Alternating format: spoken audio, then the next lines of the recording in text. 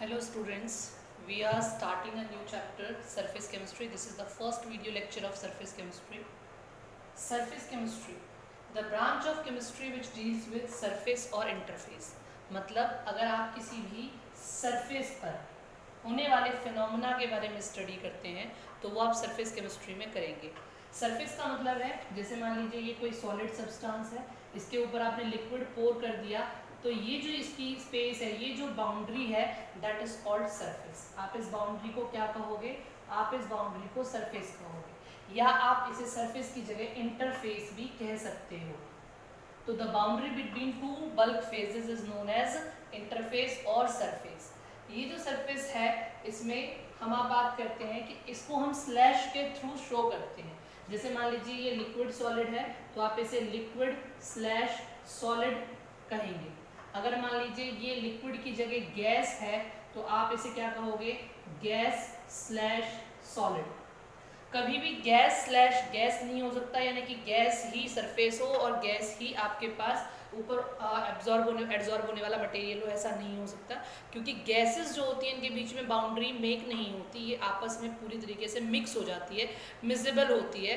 That's why इसमें कोई भी बाउंड्री नहीं होती. तो हमेशा हम solid gas, liquid gas, solid liquid, इस तरीके की फेजेस के बारे में ही बात करते हैं.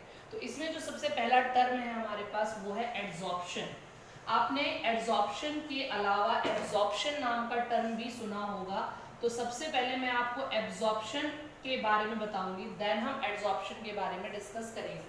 देखिए एब्जॉर्प्शन क्या होता है? एब्जॉर्प्शन होता है, मान लीजिए आपके पास कोई स्पंज है और आपने उस स्पंज को वाटर में डिप कर दिया और आफ्टर 15 मिनट आपने उस स्पंज को वाटर में डिप करने के बाद निकाला तो आप देखोगे कि पूरा वाटर जो है वो उस बल्क में या उस स्पंज में एक्यूमुलेट हो गया होगा, उसके अंदर पूरी तरीके से वो समा गया होगा. That is called absorption.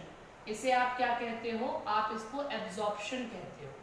यानी कि एब्जॉर्प्शन जो होता है वो पूरा बल्क फिनोमेना है.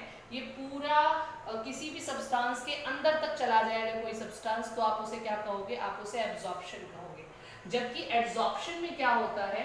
एड्सॉर्प्शन में होता है कि मान लीजिए आपके पास स्पंज है और आपने उसको वाटर में डाला और थोड़ी देर के लिए डाला, कुछ सेकंड्स के लिए डाला, तो आप क्या देखोगे कि उसकी सरफेस पर वाटर मॉलिक्यूल जो है वो डिपॉजिट होंगे.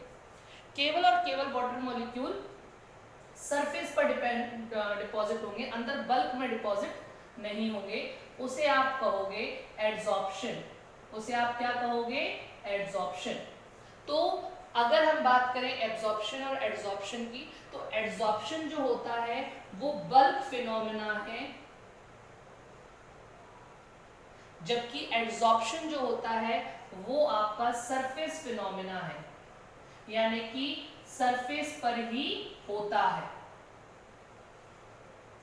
सेकेंड थिंग, एब्जॉर्प्शन जो होता है वो पूरे में यूनिफॉर्मली डिस्ट्रीब्यूटेड होता है. यूनिफॉर्मली डिस्ट्रीब्यूटेड वर्ड क्यों यूज किया हुआ है? क्योंकि देखिए अगर वाटर मॉलिक्यूल होंगे तो वो पूरे सब्सटेंस में, पूरे स्पंज में ही एब्जॉर्ब हो गए होंगे, तो दैट्स व्हाई यूनिफॉर्मली डिस्ट्रीब्यूटेड है. जबकि एड्सॉर्प्शन में ऐसा नहीं है, सरफेस पर कंसंट्रेशन हाई है और बल्क में उसका कंसंट्रेशन बहुत लो होता है. तो it is not uniform. It is not uniform. concentration is high at surface and low at bulk. Third point ये है कि इसकी जो रेट होती है वो कॉन्टिन्यूसली सेम रहती है. आप ये कहोगे कॉन्टिन्यूस होती है. रेट जो होगी वो लगातार एब्जॉर्प्शन होता ही रहेगा. एड्सॉर्प्शन लगातार नहीं होता. एड्सॉर्प्शन पहले होता है, उसके बाद एड्सॉर्प्शन जो होता है वो स्टॉप हो जाता है. एड्सॉर्प्शन कुछ लेवल तक होने के बाद ही वो स्टॉप हो जाता है. एड्सॉर्प्शन जो होता है वो लगातार नहीं चलता. तो ये हमारे पास एड्सॉर्प्शन और एब्जॉर्प्शन, मैंने आपको दोनों में डिफरेंसेस बताए. अब मैं एब्जॉर्प्शन की आपको डेफिनेशन बताती हूँ. एड्सॉर्प्शन की डेफिनेशन क्या होती है बेटा? कि आपके पास ये कोई सरफेस है, इस सरफेस पर मान लीजिए गैस के मॉलिक्यूल बाहर थे और वो आकर के यहाँ पर एड्सॉर्ब हो गए सरफेस पर. That is called adsorption. तो the phenomena of attracting and retaining the substance on the surface of solid और लिक्विड. किसी भी सॉलिड और लिक्विड सब्सटेंस पर आप गैस लिक्विड के मॉलिक्यूल को अट्रैक्ट करें पहले अपनी तरफ, और अट्रैक्ट करने के बाद उनको सरफेस पर ही बनाए रखें, रिटेन कर रखें, that is called adsorption. Adsorption में बेटा दो चीजें होती हैं। एडसॉर्प्शन को हम दो पार्ट में डिवाइड करते हैं। First is adsorbate and second one is adsorbent. Adsorbate क्या होता है? वो पार्टिकल्स जो एडसॉर्ब होने हैं, वो पार्टिकल्स जो एडसॉर्ब होने हैं, that the particle which is being adsorbed is called adsorbate, और वो सरफेस जिस पर एडसॉर्प्शन होना है that is known as adsorbent. वो सरफेस जिस पर एडसॉर्प्शन होना है वो सरफेस क्या कहलाती है? वो एडसॉर्बेंट कहलाती है। और वो जो पार्टिकल जो एडसॉर्ब हो रहे हैं उन्हें हम क्या कहते हैं? एडसॉर्बेट कहते हैं। तो पार्टिकल्स जो एडसॉर्ब हो रहे हैं वो एडसॉर्बेट, और वो जो सरफेस है वो एडसॉर्बेंट। आप इसको ऐसे भी याद रख सकते हो, एडसॉर्बेंट सॉल्वेंट। हमने सॉल्यूशन जो पढ़ा हुआ है, सॉल्यूशन हम जानते हैं दो चीजों से मिलकर बना हुआ होता है। एक होता है हमारे पास सॉल्यूट और दूसरा होता है हमारे पास सॉल्वेंट। सॉल्यूट जो डिसॉल्व हो और सॉल्वेंट जिसमें डिसॉल्व हो। तो यहाँ पर एडसॉर्बेट जो एडसॉर्ब हो और एडसॉर्बेंट जिस पर एडसॉर्प्शन हो। तो आप इसे याद रख सकते हो बेंट और वेंट से, सॉल्वेंट और एडसॉर्बेंट। ये एक छोटी सी की है जिससे आप इसे याद रख सकते हो। तो एडसॉर्बेंट आपका एडसॉर्प्शन कंप्लीट हो गया हमारे पास। अब बात ये आती है कि एडसॉर्प्शन होता क्यों है, व्हाई एडसॉर्प्शन अकर्स। एडसॉर्प्शन का रीजन है हमारे पास, आप देखिए मान लीजिए ये कोई सरफेस है, सरफेस पर जो मॉलिक्यूल है उनमें अपने अंदर की ओर इनवर्ट डायरेक्शन में, सभी डायरेक्शन में फोर्स काम करता है। मान लीजिए ये कोई मॉलिक्यूल है, इस पर सभी के सभी डायरेक्शन में फोर्स वर्क कर रहा है, लेकिन जो हमारे पास सरफेस पर मॉलिक्यूल होते हैं उनमें फोर्स जो होता है वो केवल और केवल इनवर्ट डायरेक्शन में होता है, आउटवर्ड डायरेक्शन में इनके ऊपर कोई फोर्स नहीं होता। तो इन पर सरफेस टेंशन होता है जिसकी वजह से ये बाहर के मॉलिक्यूल को अपनी ओर अट्रैक्ट करते हैं, दैट्स व्हाई एडसॉर्प्शन अकर। ये जो सरफेस टेंशन है जिसकी वजह से मॉलिक्यूल को एडसॉर्ब किया जाता है, ये रीजन है एडसॉर्प्शन होने का। अब हम बात कर रहे हैं कि ये जो एडसॉर्प्शन हो रहा है इसके लिए कौन कौन से फैक्टर्स अफेक्टिंग हैं, कौन कौन से फैक्टर्स से एडसॉर्प्शन अफेक्ट होता है। तो सबसे पहले हम बात करते हैं factors affecting adsorption. Factors affecting adsorption, तो सबसे पहला फैक्टर है हमारे पास नेचर ऑफ एडसॉर्बेट। एडसॉर्बेट की नेचर पर एडसॉर्प्शन डिपेंड करता है। मान लीजिए कोई भी सरफेस है हमारे पास, उस सरफेस पर एडसॉर्प्शन होगा ही होगा। एडसॉर्प्शन होगा, गैसेस आकर के उस पर एडसॉर्ब होंगी, लेकिन डिपेंड करता है कि एडसॉर्बेट की नेचर कैसी है। जैसे for example hydrogen is more adsorb on platinum, palladium and nickel surface rather than copper and iron। आप लोगों ने अगर सुना हो तो आपने एल्कीन्स का हाइड्रोजनेशन करवाया है। एल्कीन्स के हाइड्रोजनेशन में हम कैटलिस्ट के फॉर्म में या तो निकल को यूज़ करते हैं या प्लैटिनियम को यूज़ करते हैं। रीज़न क्या है इसके पीछे? क्योंकि हाइड्रोजन जब ऐड कराया जाता है तो हाइड्रोजन का एडसॉर्प्शन प्लैटिनियम सरफेस पर और निकल सरफेस पर ज़्यादा होता है इन कंपैरिजन टू कॉपर और आयरन सरफेसेस।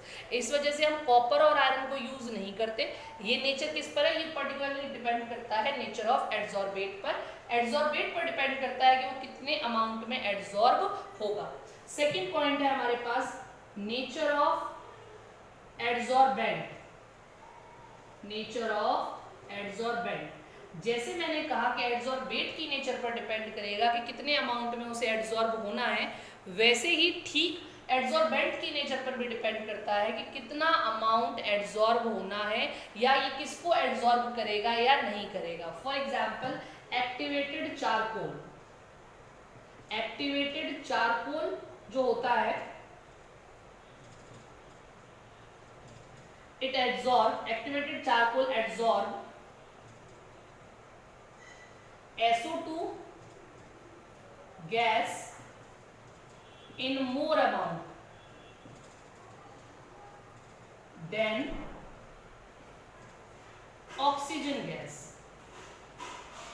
एक्टिवेटेड चारकोल जो है वो SO2 गैस को ज्यादा एब्जॉर्ब करता है रेदर देन ऑक्सीजन गैस। मैं आपको एप्लीकेशन भी बताती हूँ इसी वजह से यहाँ पर कि आपने सुना होगा जो हमारे पास माइंस होती हैं, कोल माइंस होती हैं, वहाँ पर हमारे जो वर्कर्स होते हैं उनके पास गैस मास्क होते हैं। वो गैस मास्क में क्या होता है, एक्टिवेटेड चारकोल होता है। एक्टिवेटेड चारकोल के अंदर प्रॉपर्टी होती है कि वो बाहर की जो गैसेस होती हैं उन गैसेस को एब्जॉर्ब कर सकते हैं, और पर्टिकुलर उनके पास, जैसे अगर हम एक्टिवेटेड चारकोल ले रहे हैं तो उसके अंदर SO2 गैस को एब्जॉर्ब करने की प्रॉपर्टी ज़्यादा है rather than oxygen.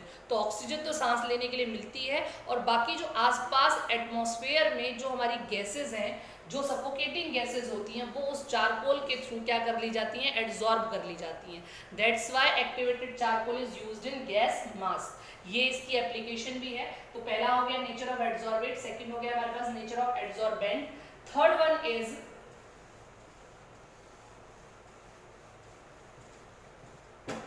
Surface area. Surface area, किसी भी एड्सॉर्बेंट का सरफेस एरिया जितना ज्यादा होगा वो उतना ही ज्यादा एड्सॉर्ब करेगा। फॉर एग्जांपल मान लीजिए आप कैटलिस्ट यूज करते हो, तो अगर आप कैटलिस्ट को पाउडर फॉर्म में यूज करोगे तो पाउडर्ड फॉर्म में उसका सरफेस एरिया क्या होगा, ज्यादा होगा, और जितना ज्यादा सरफेस एरिया होगा उतना ही ज्यादा उसमें एड्सॉर्प्शन होगा, हाई एड्सॉर्प्शन होगा। तो इसीलिए ज्यादातर जो कैटलिस्ट यूज किए जाते हैं वो कैटलिस्ट पाउडर फॉर्म में यूज किए जाते हैं रेदर देन सॉलिड फॉर्म। तो नेक्स्ट पॉइंट हमारा हो गया surface area.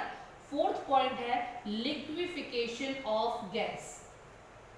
Liquefaction of gas, ये बात जब आती है जब हम गैस को सॉलिड या लिक्विड सरफेस पर एब्जॉर्ब करा रहे हैं।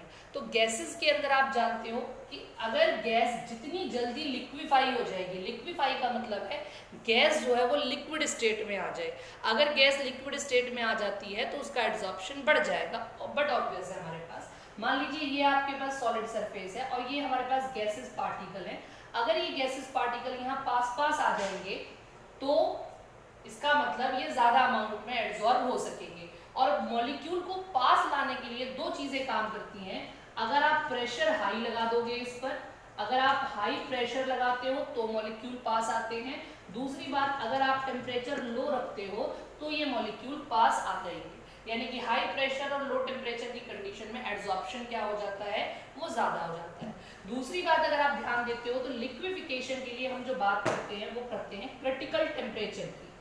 आपने 11th में पढ़ा हुआ है क्रिटिकल टेम्परेचर जितना ज्यादा हाई होगा, जितना हाई क्रिटिकल टेम्परेचर होगा, गैस उतनी ही जल्दी लिक्विफाई हो जाएगी। High critical temperature, high amount of liquefaction, high amount of liquefaction, उतना ही ज्यादा लिक्विफिकेशन होगा। और जितना ज्यादा लिक्विफिकेशन होगा उतना ही ज्यादा एड्सॉर्प्शन उसमें होगा, हाई एड्सॉर्प्शन होगा। अगर हम इसको थोड़ा और डिटेल में और कॉम्पिटिटिव एग्जामिनेशन के पॉइंट ऑफ व्यू से बात करें तो देखिए लिक्विफिकेशन या क्रिटिकल टेम्परेचर, लिक्विफिकेशन को हम किस पर डिपेंड करते हैं, क्रिटिकल टेम्परेचर पर। क्रिटिकल टेम्परेचर क्या होता है, जिस टेम्परेचर पर हमारे पास गैसेस जो है वो लिक्विड स्टेट में चेंज हो जाती हैं उसे हम क्रिटिकल टेम्परेचर कहते हैं। अब क्रिटिकल टेम्परेचर को हम TC से डिनोट करते हैं। TC जो होता है वो होता है 8A/27 RB। A और B यहाँ पर वेंडर वॉल फैक्टर्स हैं, वेंडर वॉल फैक्टर्स हैं। आप जानते हो वेंडर वॉल फैक्टर्स के बारे में, हमने आइडियल गैस इक्वेशन पढ़ी थी, ऐसे ही हमने वंडर वॉल गैस इक्वेशन पढ़ी थी। उसमें दो वेंडर वॉल फैक्टर्स थे, जिसमें A जो फैक्टर था, A किसके लिए डिनोट करता था, A डिनोट करता था हमारे पास इंटरमॉलिक्यूलर फोर्सेस को। A किसको डिनोट करता है, इंटरमॉलिक्यूलर फोर्सेस को डिनोट करता है। यहाँ पर आप देख रहे हो TC is directly proportional to A, यानी कि क्रिटिकल टेम्परेचर जितना ज्यादा होगा इंटरमॉलिक्यूलर फोर्सेस उतने ज्यादा होंगे। इंटरमॉलिक्यूलर फोर्सेस का मतलब आप समझ रहे हो, मॉलिक्यूल के बीच में लगने वाले फोर्स। मॉलिक्यूल के बीच में जितना फोर्स लगेगा मॉलिक्यूल उतने पास आएंगे, और पास आने के बाद वो किस स्टेट में चेंज हो जाएंगे, वो लिक्विड स्टेट में चेंज हो जाएंगे। तो जितना ज्यादा कंसंट्रेशन है, क्रिटिकल टेम्परेचर की वैल्यू ज्यादा होगी, उतना ही इंटरमॉलिक्यूलर फोर्सेस ज्यादा होंगे और उतना ही एड्सॉर्प्शन भी ज्यादा होगा। तो यहाँ पर हमारे पास थर्ड पॉइंट सरफेस एरिया और fourth point liquefaction of gas clear हो जाता है। फिफ्थ पॉइंट है हमारे पास effect of pressure. Fifth point जो है वो है effect of pressure. Effect of pressure. Effect of pressure में आप ये कह सकते हो कि अगर मान लीजिए मैं एक ग्राफ प्लॉट करती हूँ x अपॉन m और प्रेशर के बीच में। x अपॉन m क्या है, मान लीजिए ये आपके पास सॉलिड सरफेस है, यानी कि मैं इसको आप कह देती हूँ, अब तो हम एड्सॉर्बेंट और एड्सॉर्बेट बहुत अच्छे से जान गए हैं, तो ये एड्सॉर्बेंट है और ये एड्सॉर्बेट है। तो जितना अमाउंट एड्सॉर्बेट का होगा उसे मैं x से डिनोट करूंगी और जितना अमाउंट एड्सॉर्बेंट का होगा उसे मैं m से डिनोट करूंगी। तो अगर x का अमाउंट ज्यादा होगा दैट मींस एक्सटेंट, हम कह सकते हैं कि extent of adsorption. x upon m क्या है, एक्सटेंट ऑफ एड्सॉर्प्शन। जितना ज्यादा हम एड्सॉर्प्शन एड्सॉर्बेट का करा पा रहे हैं that is x upon m। अगर आप x अपॉन m और प्रेशर के बीच में ग्राफ करते हो तो आप देखोगे ग्राफ इस तरीके का आता है जिसमें लगातार जो है वो वैल्यूज इंक्रीज हो रही है, यानी कि जैसे जैसे हम प्रेशर बढ़ाते जाते हैं वैसे वैसे एड्सॉर्प्शन बढ़ता जाता है। ये बात बहुत ही ऑब्वियस है और बहुत ही क्लियर है। आप अगर प्रेशर बढ़ाओगे तो ये जो गैसेस है ये पास आएंगी और पास आकर के ये इस तरीके से अरेंज हो जाएंगी और एड्सॉर्ब होगी। एक लेयर एड्सॉर्ब हो गई, अगर आप और प्रेशर लगाओगे तो एक और लेयर सरफेस पर एड्सॉर्ब हो जाएगी, और प्रेशर लगाओगे थोड़ा सा और एड्सॉर्प्शन हो जाएगा। That's why as the pressure increases the adsorption increases. Next हमारे पास जो पॉइंट है फिफ्थ के बाद सिक्स्थ, वो है हमारे पास इफेक्ट ऑफ टेम्परेचर। वैसे हमको इनके बारे में बाद में और बात करनी है अलग से, लेकिन फिलहाल हम एक वाइड लेवल पर, एक ब्रॉडर लेवल पर हम बात कर रहे हैं इफेक्ट ऑफ टेम्परेचर की। तो इफेक्ट ऑफ टेम्परेचर क्या है, अगर हम x अपॉन m और टेम्परेचर के बीच में ग्राफ खींचते हैं, ग्राफ प्लॉट करते हैं, तो ये जो वैल्यू है ये लगातार डिक्रीज होती है। x अपॉन m और टेम्परेचर की वैल्यूज क्या होती है, लगातार डिक्रीज होती है। ऐसा क्यों होता है, मान लीजिए ये आपके पास सरफेस है जिस पर इस तरीके से मॉलिक्यूल एड्सॉर्ब होने हैं। आपको पता होगा अगर मॉलिक्यूल एड्सॉर्ब होने हैं तो लगातार अगर हमारे पास ये मॉलिक्यूल आएंगे तो यहाँ पर इनके बीच में कोई ना कोई थोड़ा बहुत छोटा मोटा बॉन्ड जरूर बनेगा, या तो केमिकल बॉन्ड बनेगा या वैन डर वाल्स फोर्सेस लगेंगे। जब बॉन्ड बनते हैं तो एनर्जी रिलीज होती है और जब बॉन्ड तोड़े जाते हैं तो आप एनर्जी देते हो। तो क्योंकि यहाँ इनके बीच में अट्रैक्शन का काम हो रहा है, अट्रैक्शन का काम होने की वजह से इसमें से एनर्जी रिलीज होती है, और जब एनर्जी रिलीज हो रही है इसका मतलब रिएक्शन हमारी एक्सोथर्मिक है। एक्सोथर्मिक रिएक्शन में अगर आप टेम्परेचर को बढ़ाओगे, तो अगर आप टेम्परेचर बढ़ाते हो तो धीरे धीरे वो रिएक्शन और डिक्रीज होती चली जाएगी, रेट ऑफ रिएक्शन डिक्रीज होती चली जाएगी। वैसे भी अगर आप ध्यान दो, आपके पास ये सरफेस है, इस पर ये एड्सॉर्प्शन हो चुका है, आप इस सरफेस को अगर हीट करोगे तो ये मॉलिक्यूल इसमें से निकल के चले जाएंगे। इस निकलने को हम कहते हैं डिसॉर्प्शन। एक नया टर्म मैं आपको यहाँ पर बता रही हूँ, that is called desorption. Desorption क्या होता है, if we heat the surface और if we decrease the pressure, अगर हम प्रेशर को कम कर दें या हम सरफेस को हीट कर दें तो ये जो मॉलिक्यूल एड्सॉर्ब हुए थे ये निकलना शुरू हो जाते हैं। इस प्रोसेस को हम डिसॉर्प्शन कहते हैं। That means reverse of adsorption is known as desorption.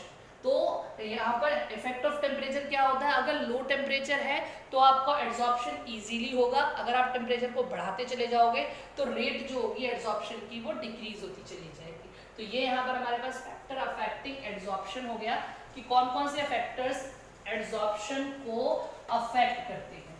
अब मैं एक और नई चीज इसमें इंक्लूड करा रही हूँ, thermodynamic aspect of adsorption. thermodynamic aspect of adsorption। बेटा थर्मोडायनेमिक एड्सॉर्प्शन एस्पेक्ट है, थर्मोडायनेमिकली बात करेंगे एड्सॉर्प्शन के लिए, जो मैंने अभी चीज़ें बोली हैं। अगर आप लोगों ने 11th में थर्मोडायनेमिक्स पढ़ी है तो हम ये कहते हैं कि thermodynamic adsorption is a spontaneous process. It is a spontaneous process. Spontaneous process का मतलब होता है जब आप बात करते हो अपनी नेचर में, जैसे आप अपने रूम की बात करो, उस रूम में अगर आपने कोई भी सरफेस ले रखी है, कोई भी सॉलिड सरफेस ले रखी है, तो उस पर धीरे धीरे जो आपस की गैसेज हैं वो धीरे धीरे उस पर चिपकेंगी, धीरे धीरे उस पर एड्सॉर्ब होंगी, उसकी तरफ अट्रैक्ट होंगी और उस पर रिटेन करेंगी। दैट मीन्स आपको एड्सॉर्प्शन कराने के लिए कोई फोर्स नहीं लगाना पड़ रहा, वो एड्सॉर्प्शन अपने आप हो रहा है। जब रिएक्शन अपने आप होती है without any force, without any intimation, that means it is a spontaneous process. अगर आप किसी रिएक्शन को कराने के लिए हीट एनर्जी सप्लाई करा रहे हो, that is non spontaneous reaction. जब रिएक्शन स्पॉन्टेनियस होती है तो डेल्टा जी, आपने पढ़ा था डेल्टा जी क्या होता है बेटा, delta G is gives free energy. Delta G की जो वैल्यू होती है वो नेगेटिव होती है। स्पॉन्टेनियस प्रोसेसेस के लिए डेल्टा जी की वैल्यू क्या होती है, नेगेटिव होती है। डेल्टा जी की वैल्यू नेगेटिव होनी चाहिए। स्पॉन्टेनियस प्रोसेस है तो डेल्टा जी की वैल्यू क्या होनी चाहिए, नेगेटिव होनी चाहिए। सेकेंड थिंग इसमें है, इसमें एंट्रोपी जो होती है वो भी नेगेटिव होती है। अब आपको अगर एंट्रोपी याद ना हो तो एंट्रोपी थर्मोडायनेमिक्स में मैंने पढ़ाया था कि रैंडमनेस जो होती है, रैंडमनेस या आप इसको डिसऑर्डर भी कह सकते हो। रैंडमनेस या डिसऑर्डर को अगर आप मेजर कर रहे हो तो रैंडमनेस और डिसऑर्डर किस में मेजर किया जाता है, वो एंट्रोपी के टर्म में मेजर किया जाता है, जिसको हम एस से डिनोट करते हैं।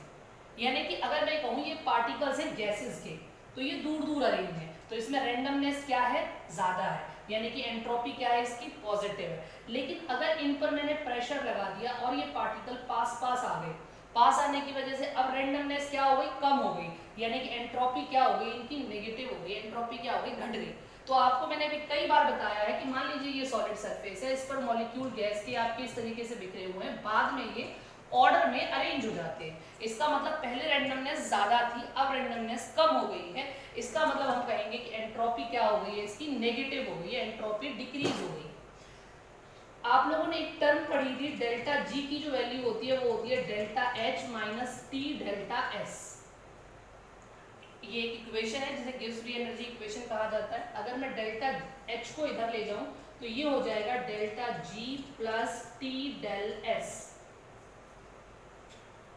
अभी कह चुके हैं कि डेल्टा जी की वैल्यू क्या है, नेगेटिव फैक्टर है। डेल्टा एस की वैल्यू हमने बात कर ली, कैसा फैक्टर है, नेगेटिव फैक्टर है। जब ये दोनों फैक्टर नेगेटिव हैं और जब ये दोनों ऐड होंगे तो नेगेटिव नेगेटिव जब ऐड होता है तो आपके पास आंसर भी किस में आएगा, नेगेटिव में। यानी कि डेल्टा एच की वैल्यू क्या आनी चाहिए, नेगेटिव आनी चाहिए। डेल्टा एच क्या है, enthalpy, enthalpy change, enthalpy change of adsorption. Enthalpy change of adsorption जो वैल्यू आएगी ये भी आपकी एंथैल्पी चेंज इन एड्सॉर्प्शन, ये वैल्यू भी क्या आनी चाहिए, नेगेटिव आनी चाहिए। ये वैल्यू नेगेटिव होती है, इसका मतलब ये रिएक्शन कैसी है, ये रिएक्शन एक्सोथर्मिक है। ये क्वेश्चन जेईई में पूछा गया था, वैसे भी ये पूछा जाता है, is adsorption is a exothermic reaction और एंडोथर्मिक रिएक्शन। तो it is a exothermic reaction, that means heat is evolved in this reaction. वैसे भी आप समझ सकते हो, अगर आपको कोई बॉन्ड ब्रेक कराना हो तो आपको एनर्जी सप्लाई करनी पड़ती है। कोई बॉन्ड बनता है तो एनर्जी उसमें से रिलीज होती है। तो हम कई बार बात कर चुके हैं, सरफेस पर आ जाते हैं, इनके बीच में हल्का फुल्का कोई बॉन्ड बनता है जिसकी वजह से ये एनर्जी रिलीज करते हैं। That's why this is exothermic in nature. तो यहाँ पर हमारे पास थर्मोडायनेमिक एस्पेक्ट हुआ कि दैट इज ये एक स्पॉन्टेनियस प्रोसेस है, डेल्टा जी की वैल्यू नेगेटिव होनी चाहिए, एंट्रोपी जो होती है वो इसकी नेगेटिव होती है और डेल्टा एच की वैल्यू भी जो होती है वो इसकी नेगेटिव होती है। ये थर्मोडायनेमिक एस्पेक्ट ऑफ एड्सॉर्प्शन हुआ। अब मैं आपसे एप्लीकेशंस की बात करती हूँ कि मैं इतनी देर से एड्सॉर्प्शन के बारे में बात कर रही हूँ, क्या यूजेस हैं, एप्लीकेशन क्या क्या हैं जिसकी वजह से हमें एड्सॉर्प्शन पढ़ना जरूरी है।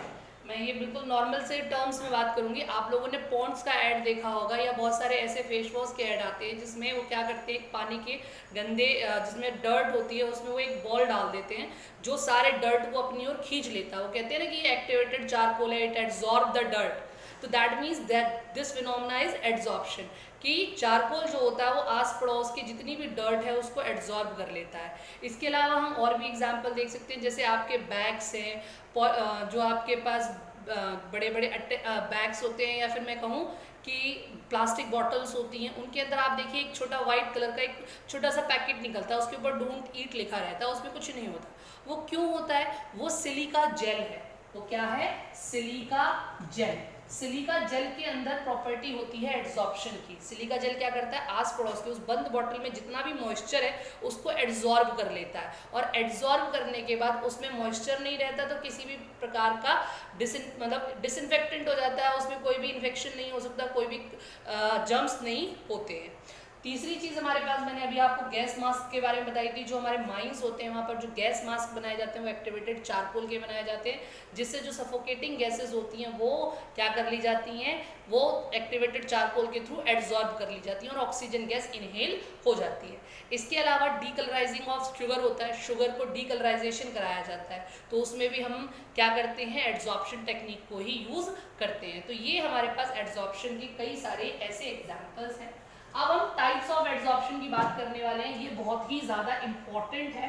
अगर आप एग्जामिनेशन के पॉइंट ऑफ व्यू से देखें तो एड्जॉर्प्शन का ये जो पार्ट है ये बहुत ही ज़्यादा इम्पॉर्टेंट है। एड्जॉर्प्शन के दो टाइप होते हैं। First one is physical adsorption, physical adsorption, and second one is chemical adsorption, chemical adsorption. Physical adsorption को हम फिजियोजॉर्प्शन भी कहते हैं, फिजियोजॉर्प्शन, और हम इसको कीमियोजॉर्प्शन भी कहते हैं, कीमियोजॉर्प्शन। फिजियोजॉर्प्शन एंड कीमियोजॉर्प्शन, फिजिकल एड्जॉर्प्शन और केमिकल एड्जॉर्प्शन। मैं एक एक करके पॉइंट क्लियर करती हूँ। सबसे पहला जो फिजिकल एड्जॉर्प्शन होता है, वो फिजिकल एड्जॉर्प्शन क्या होता है? मान लीजिए ये आपकी कोई सरफेस है, इस पर ये जो मॉलिक्यूल है ये यहाँ पर आया, इनके बीच में कोई फोर्स नहीं लग रहा, लेकिन जब कोई भी फोर्स वर्क नहीं करता तब एक वीक फोर्सेस वर्क करते हैं, जिन्हें हम क्या कहते हैं? Weak van der Waals forces. क्या कहा जाता है? Weak van der Waals forces. तो फिजियोजॉर्प्शन में कौन से फोर्सेस वर्क करते हैं? वीक वंडरवॉल फोर्सेस वर्क करते हैं।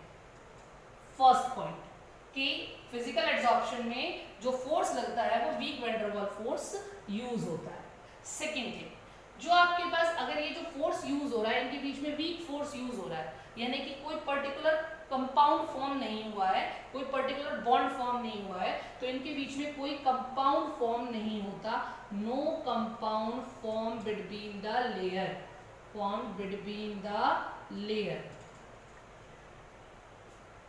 थर्ड पॉइंट, जब ये कोई वीक बॉन्ड है, जब मैं कहूं एड्सॉर्बेट और एड्सॉर्बेंट के बीच में वीक बॉन्ड बन रहा है, तो उसमें से जो एनर्जी जो रिलीज होगी वो भी कम होगी, तो हम कहेंगे लो एनर्जी या लो एंथैल्पी ऑफ एड्सॉर्प्शन। क्योंकि अगर कोई स्ट्रॉन्ग बॉन्ड बन रहा होता तो एनर्जी भी ज्यादा रिलीज होती, क्योंकि ये वीक बॉन्ड बन रहा है तो एनर्जी भी क्या रिलीज होती है? बहुत लो होती है।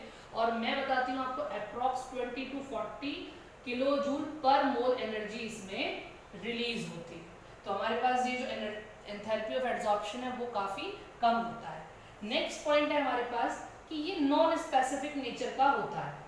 नॉन स्पेसिफिक का मतलब आप समझ लीजिए, ये एड्सॉर्प्शन है। मान लीजिए ये कोई लेयर है, इस गैस की सरफेस पर, इस सॉलिड की सरफेस पर, यहाँ पर प्रेजेंट मॉइस्चर, एटमॉस्फेयर में जितनी भी गैसेस प्रेजेंट हैं वो सब इस पर एड्सॉर्ब होंगी, कुछ थोड़ी ज़्यादा या कुछ कम, डिपेंड करेगा गैस की नेचर पर, यानी कि एड्सॉर्बेट की नेचर पर। लेकिन हर गैस एड्सॉर्ब जरूर होगी, नेचर वाइज डिपेंड कर सकता है, वेरी कर सकता है, बट एड्सॉर्प्शन जरूर होगा।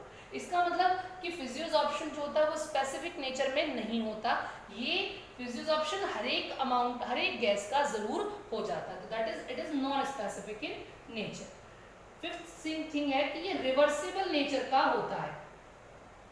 फिजियोजॉर्प्शन जो होता है वो रिवर्सिबल नेचर का होता है। मान लीजिए मैंने यहाँ पर ये एड्सॉर्प्शन करा दिया और ये यहाँ पर एड्सॉर्ब हो गया, मैंने थोड़ा सा टेम्परेचर बढ़ाया तो ये मॉलिक्यूल बहुत जल्दी से इसमें निकल जाएंगे बाहर। दैट मीन्स रिवर्सिबल नेचर है, आसानी से, क्योंकि वीक फोर्स है, थोड़ी सी एनर्जी देने पर ही ब्रेक डाउन हो जाता है, निकल जाते हैं, that means it is reversible in nature.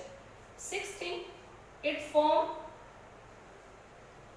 Multi molecular layer, multi molecular layer. Multi molecular layer को आप ऐसे समझ सकते हैं, मान लीजिए ये आपकी सरफेस है, इस सरफेस पर यहाँ पर मैंने एक पार्टिकल का मैंने एड्सॉर्प्शन करा दिया, ठीक। अब दोबारा मैंने इस पर एड्सॉर्बेट डाला और थोड़ा सा प्रेशर डाला, तो ये और मॉलिक्यूल के पार्टिकल इसके ऊपर एड्सॉर्ब हो जाएंगे, और थोड़ा सा डाला, क्योंकि इनके बीच में फिजिकल फोर्सेस है, कोई पर्टिकुलर फोर्स तो बना नहीं है, कोई पर्टिकुलर बॉन्ड तो बना नहीं है, तो अगर आप इसके ऊपर और भी कराओगे तो और भी एड्सॉर्प्शन हो जाएगा। धीरे धीरे करके एड्सॉर्प्शन डिक्रीज जरूर होगा, लेकिन एड्सॉर्प्शन लगातार होता रहेगा। इसी वजह से ये मल्टी मॉलिक्यूलर लेयर बनाते हैं, एक लेयर, दो लेयर, तीन लेयर, चार लेयर, कई सारे लेयर बनाते हैं, इसी वजह से हम इसे कहते हैं मल्टी मॉलिक्यूलर लेयर। आप इसको ऐसे समझ सकते हो, मान लीजिए आपके पास आयरन की सरफेस है और आप आयरन की सरफेस पर एक बार उस पर मैग्नेट डाल दीजिए, तो एक बार उस सरफेस पर मैग्नेट चिपक जाएगी। लेकिन क्या अगर आप उसके ऊपर और मैग्नेट डालो तो क्या मैग्नेट उस पर नहीं चिपकेगी? चिपकेगी, थोड़े कम अमाउंट में चिपकेगी, लेकिन चिपकेगी। आप उसके ऊपर एक लेयर और बन जाने दीजिए, फिर थोड़ी सी और डालिए, एक और लेयर बन जाएगी, थोड़ी हल्की बनेगी, लेकिन लेयर जरूर बनेगी। इसका मतलब एड्सॉर्प्शन होगा तो जरूर, लेकिन थोड़े कम एक्सटेंट में होता चला जाएगा, बट एड्सॉर्प्शन जरूर होगा। तो हमारे पास ये हो गया पहला point, weak van der Waals forces होते हैं, कोई कंपाउंड फॉर्म नहीं होता, एंथैल्पी ऑफ एड्सॉर्प्शन लो होती है, ये नॉन स्पेसिफिक नेचर का होता है, रिवर्सेबल नेचर है और मल्टी मॉलिक्यूलर लेयर बनाता है। नेक्स्ट थिंग अगर मैं इसमें कहूं, सेवेंथ, इफेक्ट ऑफ प्रेशर। आप अगर प्रेशर इंक्रीज कराते हो तो फिजियोसॉर्प्शन जो होता है वो लगातार इंक्रीज होता है। आप ये कहोगे pressure increase, physisorption also increase. Next point 8, temperature effect.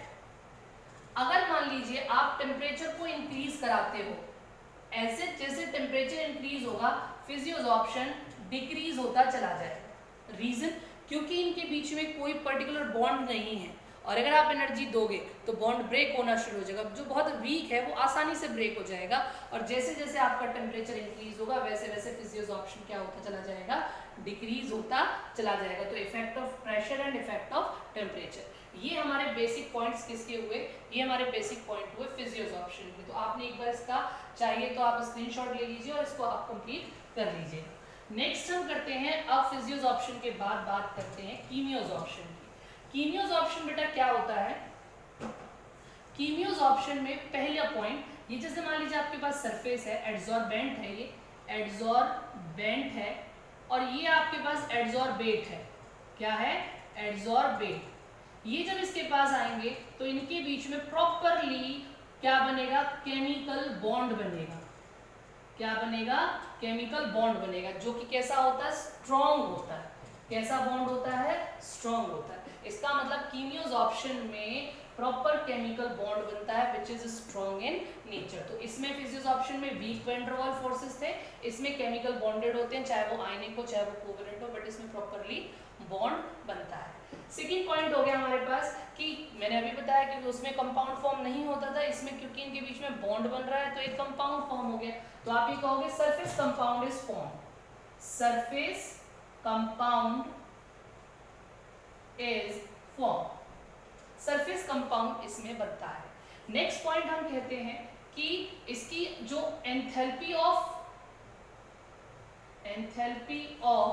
Adsorption है वो हाई होती है। एंथैल्पी ऑफ एड्सॉर्प्शन क्या होगी? हाई होगी। एंथैल्पी ऑफ एड्सॉर्प्शन क्यों हाई होगी? क्योंकि इनके बीच में कौन सा बॉन्ड बन रहा है? Chemical bond. केमिकल बॉन्ड बन रहा है तो बॉन्ड बनने में मैंने बताया एनर्जी क्या होती है? रिलीज होती है। क्यों? जब स्ट्रॉन्ग बॉन्ड बनेगा तो एनर्जी क्या ज्यादा रिलीज होगी। इसकी जो वैल्यू होती है वो ऑलमोस्ट 80 से लेकर के 240 किलो जूल पर मोल तक वरी करती है। Enthalpy of adsorption is high and it varies from 80 to 240 kilo joule per mole. Next thing है it is specific in nature. अब मैंने ये कहा है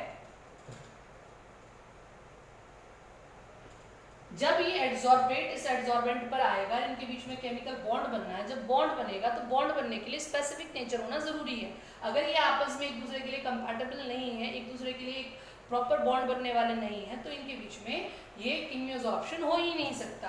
that's why it is specific in nature. Next thing, it is irreversible. जैसे कि ये reversible था, ये इरिवर्सिबल होगा, क्योंकि जब ये बॉन्ड बन चुका है तो इसको ब्रेक कराने के लिए हमें एनर्जी बहुत ज़्यादा देनी पड़ती है, और ये एक बार में कंपाउंड फॉर्म हो चुका, कंपाउंड को ब्रेक कराने के बाद हम दोबारा सब्सटेंस में डिसोसिएट नहीं कर सकते, तो ये इरिवर्सिबल नेचर का होता है। नेक्स्ट पॉइंट हमारे पास था कि टेम्परेचर का क्या इफेक्ट पड़ेगा, इफेक्ट ऑफ टेम्परेचर या इफेक्ट ऑफ प्रेशर, दोनों। इफेक्ट ऑफ टेम्परेचर की मैं बात करती हूँ यहाँ पर, पहले इफेक्ट ऑफ प्रेशर की बात कर लेते हैं। अगर हम कीमियोसॉर्प्शन की बात करें तो इफेक्ट ऑफ प्रेशर जो होता है वो ये होता है कि पहले तो एक साथ तो बढ़ता है, यानी कि अगर मैं x/m और प्रेशर के बीच में ग्राफ बनाऊं तो शुरुआत में जब आप प्रेशर अप्लाई करोगे तो मॉलिक्यूल पास आएंगे और शुरुआत में तो एड्सॉर्प्शन बढ़ेगा, लेकिन एक टाइम के बाद वो एड्सॉर्प्शन रुक जाएगा। देखिए मैं आपको समझाती हूँ। मान लीजिए मैं आपको ये सरफेस कह रही हूँ और इस सरफेस पर ये मॉलिक्यूल्स हैं और ये यहाँ आकर के इन्होंने केमिकल बॉन्डिंग बना ली। अब जब पहले इन पर फोर्स लगाया आपने तो ये पास आए और इन्होंने केमिकल बॉन्डिंग बना ली, तब तक तो प्रेशर अप्लाई करने से एड्सॉर्प्शन बढ़ा, प्रेशर अप्लाई करने से एड्सॉर्प्शन बढ़ा। लेकिन जब ये सरफेस को कवर कर चुके हैं, जब इनके बीच में केमिकल बॉन्ड बन चुका है, तो अब आप कितना भी प्रेशर अप्लाई क्यों ना कर दें, इसके बाद एड्सॉर्प्शन नहीं होगा, एटलीस्ट कीमियोसॉर्प्शन तो नहीं होगा। आप प्रेशर अप्लाई करोगे तो बाहर से जो और मॉलिक्यूल्स हैं गैसेस के, किसी और के थोड़े बहुत एक्सटेंट में आ सकते हैं, दैट मींस फिजियोसॉर्प्शन एक आध पॉइंट पर हो सकता है, बट कीमियोसॉर्प्शन नहीं होगा। तो x/m और प्रेशर के बीच में, यानी एक्सटेंट ऑफ एड्सॉर्प्शन और प्रेशर के बीच में आप ग्राफ खींचे तो पहले जो होता है वो एक इंक्रीज होता है, बाद में क्या हो जाती है, वैल्यू कांस्टेंट हो जाती है। ये तो हुआ इफेक्ट ऑफ प्रेशर। अगर आप बात करते हैं इफेक्ट ऑफ टेम्परेचर की, नेक्स्ट है हमारे पास इफेक्ट ऑफ टेम्परेचर। ये तो हमारे पास इफेक्ट ऑफ प्रेशर हो गया। मैं अगली जो ले रही हूँ वो ले रही हूँ टेम्परेचर का, इफेक्ट ऑफ टेम्परेचर। अगर आप x/m और टेम्परेचर के बीच में ग्राफ प्लॉट करते हो तो आप देखिए, अगर किसी भी सब्सटेंस में पहले बॉन्ड बन रहा है, केमिकल एड्सॉर्प्शन में पहले एड्सॉर्बेट और एड्सॉर्बेंट के बीच में आपस में ये पास आते हैं और इनके बीच में केमिकल बॉन्ड बनता है। मैंने इस वीडियो में कम से कम 4 बार ये बात कही है कि अगर बॉन्ड बनता है तो आपकी एनर्जी क्या होती है, रिलीज होती है, और अगर बॉन्ड ब्रेक होते हैं तो आपको एनर्जी क्या करनी पड़ती है, सप्लाई करनी पड़ती है। तो क्योंकि पहले केमिकल बॉन्ड बन रहे हैं, ये क्या करेंगे, पहले कुछ एनर्जी को एब्जॉर्ब करेंगे, एब्जॉर्ब करने के बाद इनमें बॉन्ड बनेंगे। अब जैसे पहले आप टेम्परेचर को इंक्रीज करोगे तो आप ये भी कह सकते हो एक्टिवेशन एनर्जी के लिए जो वैल्यू चाहिए मॉलिक्यूल को पास आने के लिए, एक्टिवेशन एनर्जी, कोई भी कंपाउंड फॉर्म होता है तो कंपाउंड फॉर्म होने के लिए उनको एक प्रॉपर एक थ्रेशोल्ड वैल्यू को पार करना पड़ता है। आप लोगों ने अगर अभी आप लोग केमिकल काइनेटिक्स चैप्टर पढ़ोगे तब आप पढ़ोगे कोई भी कंपाउंड जब फॉर्म होता है तो मान लीजिए ये उसकी प्रॉपर एनर्जी है किसी सब्सटेंस की, वो क्या करेगा, एक और एनर्जी लेवल पर पहुंचेगा, थ्रेशोल्ड वैल्यू जिसे कहा जाता है, उसके बाद वो प्रोडक्ट में चेंज होता है। ये सब्सटेंस, जैसे आप इसे ऐसे समझ सकते हो, मान लीजिए किसी भी स्टूडेंट के लिए 23 मार्क्स पासिंग मार्क्स हैं, तो जब तक आपस में आपके नंबर 21 आए, 22 आए, 22.5 आए या 19 आए, आप पास नहीं हो सकते। आप पास कब होते हो, जब आप 23 का थ्रेशोल्ड पार कर जाते हो। ऐसे ही कोई भी कंपाउंड जब बनता है तो जब तक सब्सटेंस आपस में क्या करते हैं, कोलाइजन करते हैं, कोलाइजन करने के बाद जब वो थ्रेशोल्ड वैल्यू एनर्जी पे पहुंचते हैं तब वो प्रोडक्ट में चेंज होते हैं। तो जो एनर्जी उनके पास है ना, उसे काइनेटिक एनर्जी कहा जाता है। बाहर से जो एनर्जी लेते हैं उसे एक्टिवेशन एनर्जी कहा जाता है। जिस लेवल पर वो पहुंचते हैं उसको थ्रेशोल्ड वैल्यू कहा जाता है। थ्रेशोल्ड वैल्यू के बाद वो प्रोडक्ट में चेंज होते हैं। तो पहले जो हम टेम्परेचर प्रोवाइड करा रहे हैं उस टेम्परेचर से वो उस एक्टिवेशन एनर्जी का काम करेंगे और उसे कहाँ पर ले जाएंगे, थ्रेशोल्ड वैल्यू तक लेके जाएंगे। यहाँ थ्रेशोल्ड वैल्यू तक लेके जाएंगे, फिर किस में चेंज होंगे, वो प्रोडक्ट में चेंज होंगे। तो शुरुआत में जब टेम्परेचर बढ़ाया जाता है तो एड्सॉर्प्शन बढ़ता है, लेकिन जैसे ही एड्सॉर्प्शन कंप्लीट हो जाता है, मतलब वो एक्टिवेशन हो जाता है और प्रोडक्ट फॉर्म हो जाता है, यहाँ पर आकर के उनके बीच में केमिकल बॉन्ड बन जाता है। अब जब केमिकल बॉन्ड बन गया, एड्सॉर्प्शन हो गया, उसके बाद अगर आप टेम्परेचर बढ़ाओगे, आप सरफेस को बहुत ज़्यादा हीट कर दोगे तो वापस से डिसॉर्प्शन होना शुरू हो जाएगा, मॉलिक्यूल निकलने का काम करना शुरू करेंगे। तो अगर आप टेम्परेचर को बढ़ाओगे तो फिर एड्सॉर्प्शन डिक्रीज हो जाएगा। तो हमारे पास केमिकल एड्सॉर्प्शन में टेम्परेचर का क्या इफेक्ट होता है, पहले इंक्रीज होता है और बाद में डिक्रीज होता है। ये बहुत ही ज़्यादा इंपॉर्टेंट है, ये टेम्परेचर का इफेक्ट जो है वो फिजियोसॉर्प्शन और कीमियोसॉर्प्शन में पूछा जाता है। फिजियोसॉर्प्शन में क्या होता है, आप टेम्परेचर को शुरुआत में ही बढ़ाओ, फिजियोसॉर्प्शन में जो एड्सॉर्प्शन है वो डिक्रीज हो जाएगा। लेकिन कीमियोसॉर्प्शन में पहले आप जब टेम्परेचर को बढ़ाते हो तो पहले एड्सॉर्प्शन इंक्रीज होता है और बाद में डिक्रीज होता है। ये हमारे पास पॉइंट हो गए। एक लास्ट पॉइंट हमारे पास बचता है कि फिजियोसॉर्प्शन जो होता था वो मल्टी मॉलिक्यूलर लेयर था, जबकि जो कीमियोसॉर्प्शन होता है वो यूनिमॉलिक्यूलर लेयर होता है। यूनिमॉलिक्यूलर लेयर होता है क्योंकि एक बार केमिकल बॉन्ड बन गया सरफेस के बीच में और एड्सॉर्बेट के बीच में, तो इसके बाद और कोई लेयर नहीं बन सकती। तो that's why it is unimolecular in layer. यहाँ पर हमारा फिजिकल एड्सॉर्प्शन और केमिकल एड्सॉर्प्शन कंप्लीट होता है। एड्सॉर्प्शन का पार्ट यहाँ पर कंप्लीट होता है, इसके बाद हम आगे करेंगे नेक्स्ट उसमें।